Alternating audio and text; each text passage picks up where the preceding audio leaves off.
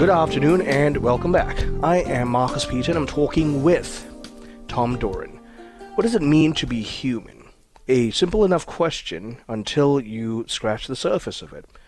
Until we try to answer that, we have to, and until we try to pay close attention to its definition, we have to realize that there's a host of competing answers. What is the right one? Tom Doran, author of the Tolkien-inspired Toward the Glebe, this was Ignatius Press 2011, The Lucifer Ego, Cataclysmos, and he was an adjunct professor of engineering at Lawrence Technological University and is a member of the College of Fellows of the Engineering Society of Detroit. Tom, it's great to speak with you. How are you? Hello, Marcus. I'm fine, thank you. So that term, unfortunately, doesn't hold the same social bearing as it used to. There was a point where we talked about what it means to be human, and everyone had an innate understanding that we were body-soul composites and we bared some level of divine dignity. I'm going to open again with that very broad question. What does it mean to be human? Well, today, and maybe unfortunately, that lens of what it means to be human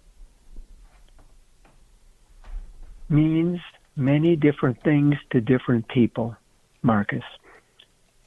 And as you introduced the subject, when we once had a broadly common understanding of what it meant to be human, today that question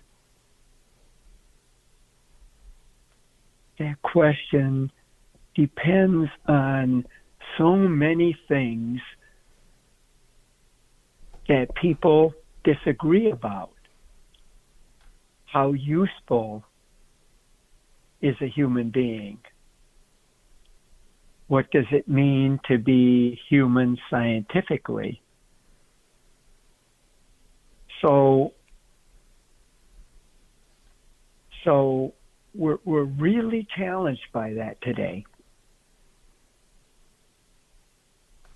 We really are, and the further we get from the Church's wisdom, the further we get challenged by that question. So what I want to ask is, based on the piece you have in the Catholic World Report, how does mythology help us grapple with the question of our humanity?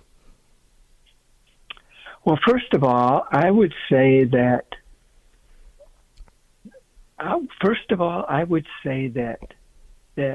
mythology can help us to understand the answer to that question. Good mythology.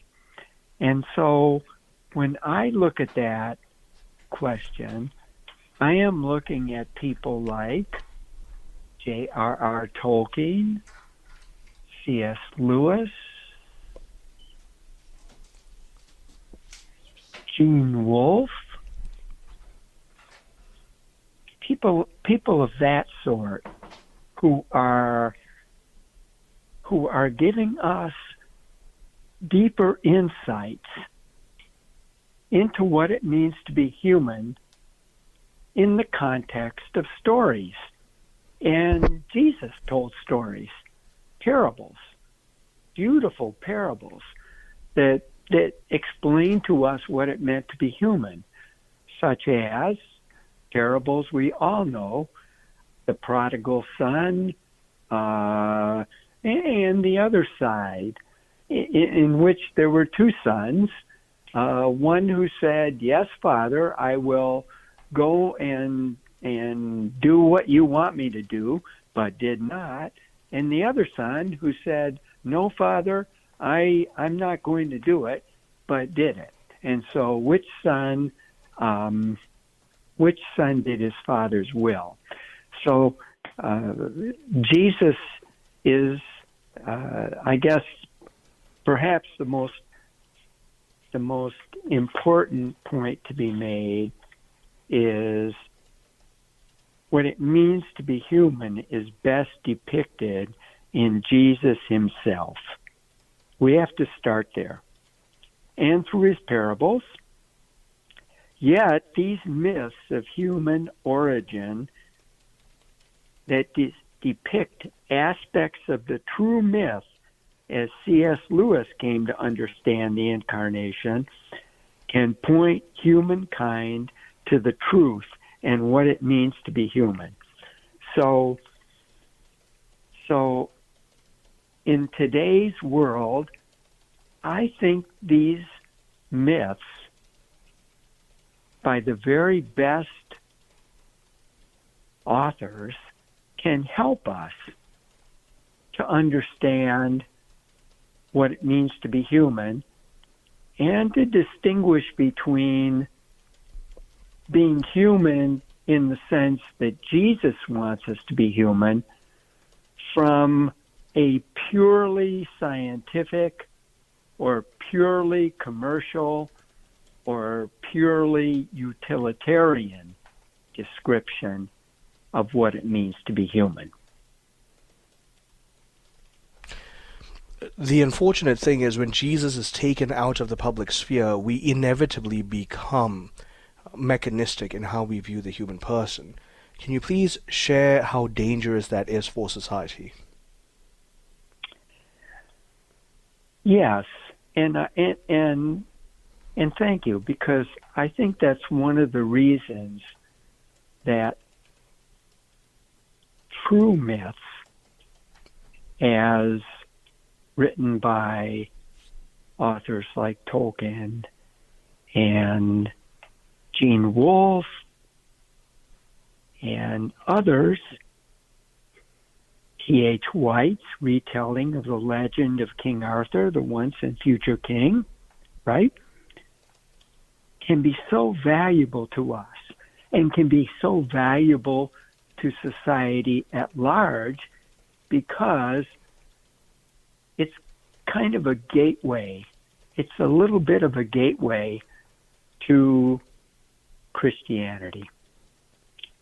And when I have looked at that and read deeply into it, those authors have given us archetypes, have given us examples, have given us beautiful images of what it means to be human in the forms of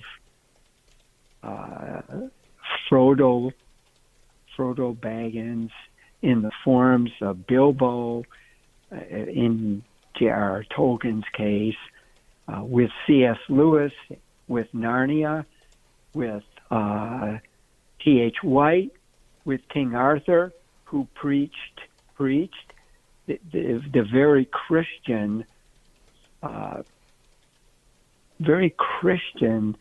ethos of might for right rather than might makes right.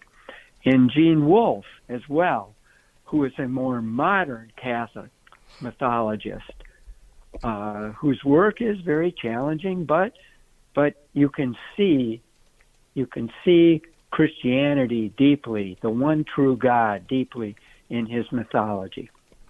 So those are sort of doorways, I think, today for people to approach Christianity and to come closer and closer, and many have. As a sort of final consideration to that question, like you said, many have because they think rightly based on, in this case, good literature and therefore good anthropology. Can you also comment on how, we're out of time, but the fact is good literature forms a good moral imagination which steers, therefore, the anthropological imagination. Thank you very, very much, Tom. It was great to speak with you. Thank you, Marcus. My guest has been Tom Doran, author of the Tolkien-inspired Toward the Gleam. We've been talking about his recent article, Mythology and What It Means to be Human. Stay tuned, I'm Marcus Peter.